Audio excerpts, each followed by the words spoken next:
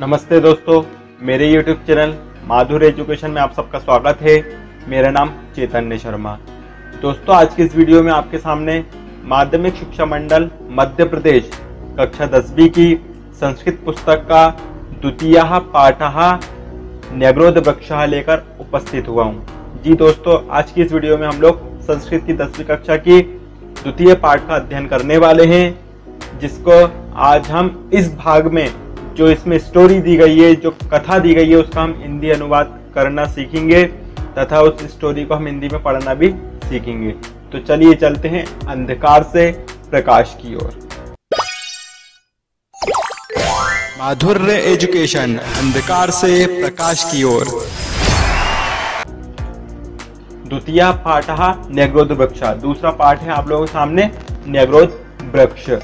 इस पाठ में आप देखेंगे, सबसे पहले जब आपके पास में जो संस्कृत की पुस्तक है उसमें आप देखेंगे तो सबसे पहले ऊपर आप देखेंगे तो एक पिंक कलर का बॉक्स बना हुआ है, जिसमें इस कथा का सारांश लिखा हुआ है। इस कथा के बारे में संक्षिप्त रूप में इसमें बताया गया है। क्या बताया गया है उसको हम देख लेते हैं।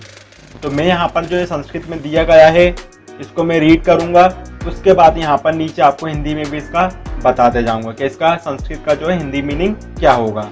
तो सबसे पहले लिखा हुआ है प्रकृति ही ए पर्यावरणम अस्ति, यानी कि प्रकृति ही पर्यावरण है।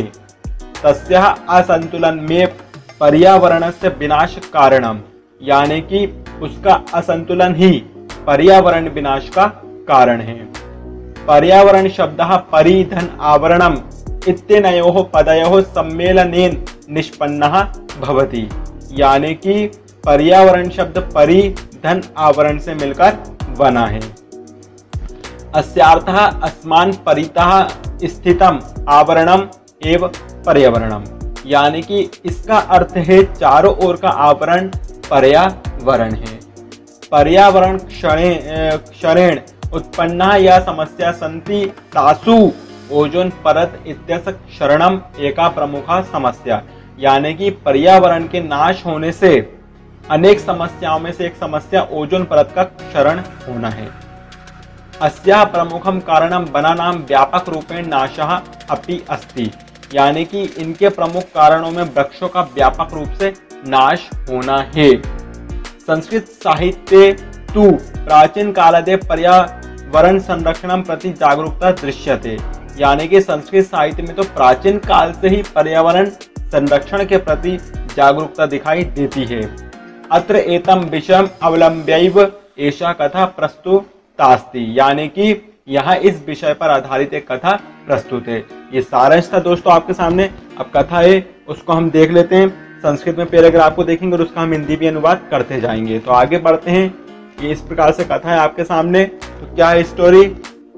कस्मिंश्चित् ग्रामे एकः प्राचीनः विशालः च न्यग्रोध वृक्षः आसीत्, यानी कि किसी गांव में एक प्राचीन विशाल बरगद का पेड़ था। सह पशु पक्षिभ्यः बहुविधेभ्यः जीव जंतुभ्यः मनुष्येभ्यः अपि नित्यं बहुकारकः आसीत्, यानी कि वह पशु पक्षियों अनेक प्रकार के जीव जंतु मनुष्य के लिए भी उपकारी था। फिर आगे पढ़ते हैं। पथिकाः तस्य वृक्षस्य छायायां पाथेयं भक्षयित्वा मार्गयासं परिहन्ति स्म, इसका अर्थ हुआ राहगीर उस वृक्ष की छाया में भोजन करके मार्ग की थकावट को दूर करते थे। फिर आगे बढ़ते हैं। पशुवः छायार्थम वृक्षमिमं आश्रयन्ति स्म, जो पशु थे वो भी उसकी छाया के लिए इसी वृक्ष का आश्रय लेते थे। पक्षिणः, फिर आपको आगे दिया गया पक्षिणः तस्य शाखासु नीडानि विरच्य वसन्ति स्म, इसका मतलब हुआ पक्षी उसकी शाखाओं में घोंसले बनाकर रहते थे। सर्पाश्च तत्रेषु वाल्मीकेषु वासं कुर्वन्ति स्म, जो सांप था यानी कि सर्प उसके बिलों में रहते थे। एवं सह वृक्षः सर्वप्रिय सर्वहितः सर्वपेक्षितः च आसीत्, यानी कि इसी प्रकार वह वृक्ष सबका प्रिय हितैषी सबका अपेक्षित था। तो इस पैराग्राफ का हिंदी अनुवाद इस प्रकार से था। आगे बढ़ते हैं। अगला पैराग्राफ है।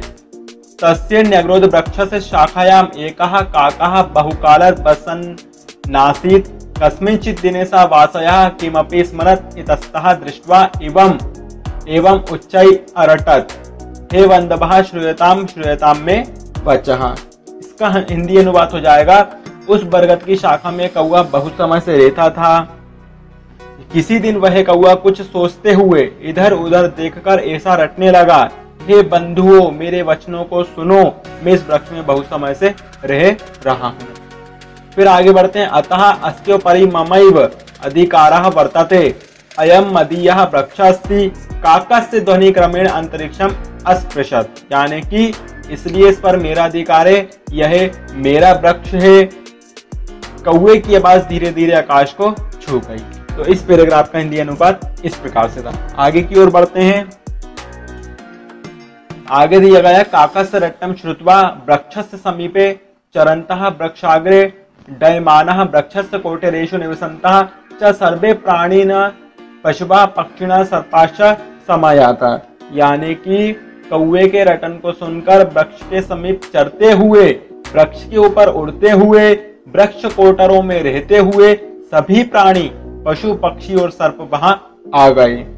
फिर क्या हुआ, तेषां मध्ये प्रथमं सर्पः फटाटोपम कुर्वन् न्यगदत्। यानी कि उनके बीच सबसे पहले सर्प यानी कि सांप अपना फन फैलाकर बोला। क्या बोला, पितृ पिता महानाम कालादपि अहम अत्रैव निवसामि, अतोयम वृक्ष मदीय एव इति। यानी कि पूर्वजों के समय से मैं यही रह रहा हूँ, इसलिए यह मेरा वृक्ष है। फिर आगे बढ़ते हैं। तथा शाखातः शाखांतरम चक्रम में एका कीटा प्रत्यवदत्। यानी कि तब शाखा से शाखा तक चक्कर लगाकर एक कीड़ा बोला। क्या बोला, मदीयै अर्भकै सार्धम अहम बहुवर्षेभ्यः अत्रैव उषितवानस्मि, अतोयम वृक्षममैव इति। मैं अपने पुत्र के साथ बहुत वर्षों से यही रह रहा हूँ, इसलिए यह वृक्ष मेरा है। इस प्रकार से वो भी अपना अधिकार जमाने लगा। फिर आगे की ओर बढ़ते हैं।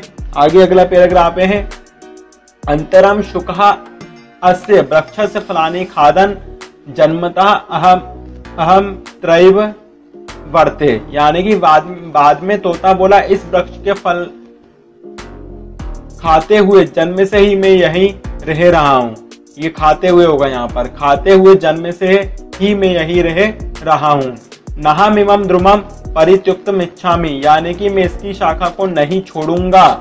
मदीय एवायम न्यग्रोध वृक्षः, यह बरगद है, ऐसा जोर से बोला। यानी कि यह मेरा पेड़ है, यानी कि मेरा बरगद है ये, ऐसा बहुत जोर से बोलने लगा। फिर क्या होता है, ततश्च तत्रत्यः अपरिमिताः क्रमयः कीटाश्च अयम तरु अस्मदीय एव इत्युक्त्वा वृक्षोपरि स्वं स्वं अधिकारं घोषयन् विचित्रम कोलाहलम अकुर्वन्। यानी कि उसके बाद वहां के बहुत से कृमि कीट आदि यह वृक्ष मेरा है ऐसा कहकर वृक्ष पर अपने अपने अधिकार की घोषणा करते हुए विचित्र कोलाहल करने लगे। उसके बाद क्या होता है, जब सब अपना अपना अधिकार जमाते हैं तो उसके बाद होता है, प्रांतरे कश्चित अजपुत्रा तत्रा गतः सोपि तस्य पत्रो पत्राणि खादन् नंदति स्म, तम दृष्ट्वा सर्वे प्राणिनः न्याय निर्माणम कर्तुम तम प्रार्थयन्तम। यानी कि बाद में कोई बकरा वहां आ गया, वही भी उस वृक्ष के पत्ते खाकर आनंदित होता था।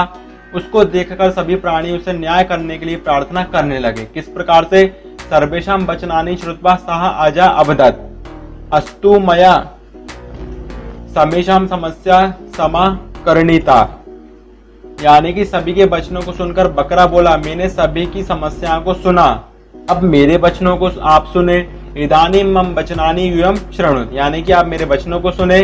काश्चन शाखः काकेभ्यः शाखान्तराणि च कृमिकीटेभ्यः मूलं सर्वेभ्यः अनेन प्रकारेण सर्वेभ्योऽपि वृक्षं विभज्य दापयिष्यामि। अस्मिन्नेव ग्रामे कश्चित् वृक्षछेदकः मे मित्रमस्ति, तम आह्वयामि इमं वृक्षं खण्डशः कर्तुम् इति। यानी कि किसी शाखा को कौवे को देकर, शाखा के अंदर का भाग कृमि कीट को देकर, मूल भाग सभी को देकर, इस प्रकार सभी को वृक्ष विभाजित कर दूंगा। इसी गांव में मेरा मित्र लकड़हारा रहता है, मैं उसे वृक्ष काटने के लिए बुलाता हूं। फिर आगे बढ़ते हैं। आगे बात आती है अजस्य निर्णयः सर्वे स्वीकृताः अतः सर्वेपि वृक्षच्छेदकस्य समीपं गत्वा न्यग्रोध वृक्षं छित्त्वा तस्य भागानां वितरणार्थं प्रार्थयन्तः। यानी कि बकरे के निर्णय को सभी ने स्वीकार किया, इसलिए सभी लकड़हारे के पास जाकर बरगद को काटकर भाग को बांटने की प्रार्थना करने लगे। फिर क्या हुआ? परम स्वयं काष्ठ छेदकः अवदत्, यानी कि लेकिन लकड़हारा बोला पूर्वम अहम वृक्षान् छिन्दिस्म, यानी कि पहले मैं वृक्ष को काटता था। अधुना तादृशे कुत्सिते कर्मणि न व्यापारयामि, यानी कि अब वैसा घृणित कार्य नहीं करता हूँ। वृक्षाणां छेदनम महत् पापमिति मया अधिक मस्ति अतः न्यग्रोध वृक्ष छेदनम अहम न करिष्यामि इति। वृक्ष को काटना सबसे बड़ा पाप है, इसलिए मैं बरगद को नहीं काटूंगा। फिर आगे बढ़ते हैं। तथापि सर्वे प्राणिनः तम वृक्षं छेत्तुं यदा निर्बंधम अकुर्वन् तदा सा धीमान इदमाह। इसका मतलब तथापि सभी प्राणी उस वृक्ष को काटने के लिए जब स्वतंत्र रूप से तैयार हो गए तो वह बुद्धिमान बोला, क्या बोला? अस्तु तरहि प्रथमम में वचः शृणतु, यानी कि पहले मेरे वचन को सुनो। क्या? सर्वेपि अनेन वृक्षेण उपकृताः एव, यानी कि तुम सभी इस वृक्ष से उपकृत हो। वृक्ष से उपकारम स्वीकृत युष्माभिः का प्रत्युपकारकः कृता, यानी कि वृक्ष का उपकार स्वीकार करके तुमने कौन सा प्रत्युपकार किया है। युष्माकम मध्ये का वृक्षस्य जल सेचनम अकरोत् कः तस्य रक्षणम विहितवान् न कोऽपि किंचिदपि अकरोत्। वरुणदेवा वृष्टिं वर्षति, सूर्यदेवा प्रकाशं प्रयच्छति, भूमाता वृक्षस्य आधारभूतास्ति, वायु अनिलं ददाति, ते सर्वे वृक्ष पालयन्ति पोषयन्ति रक्षन्ति च, तेना कदापि मम अधिकारा वर्तते इति अवदत्। इसका मतलब हुआ तुम में से किसने इसे जल से सींचा है, किसने उसकी रक्षा की, किसी ने कुछ भी नहीं किया। वरुण देव वर्षा करते हैं, सूर्यदेव प्रकाश देते हैं, पृथ्वी वृक्ष का आधार है, वायु देवता हवा देते हैं, ये सभी वृक्ष का पालन पोषण करते हैं। उन्होंने कभी नहीं कहा मेरा अधिकार है, यानी कि इस वृक्ष पर मेरा अधिकार है।